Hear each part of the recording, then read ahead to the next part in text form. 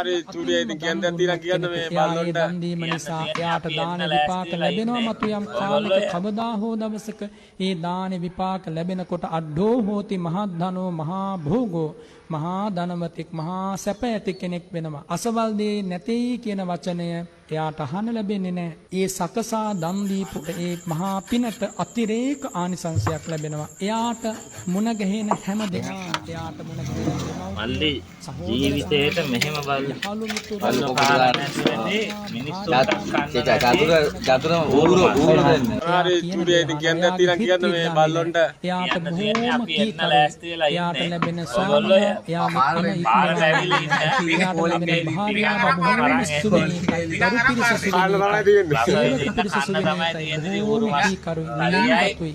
හදවතින් ආදරය කරනවා. චිකන් කෑල්ලක් යට වගේ සකසා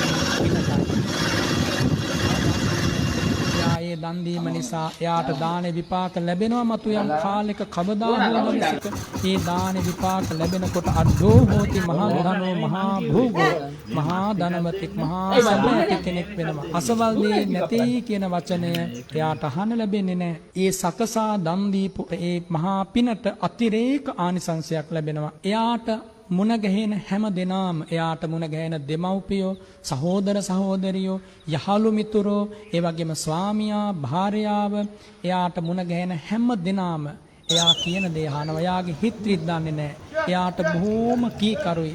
එයාට ලැබෙන ස්වාමියා එයාගේ අන ඉක්මවා යන්නේ නැහැ. එයාට ලැබෙන භාර්යාව බොහෝම සුවිනීතයි. දරු පිරිස සුවිනීතයි. සේවක පිරිස සුවිනීතයි. බොහෝම කීකරුයි. ලෙන්ගතුයි. හදවතින්ම ආදරය කරනවා.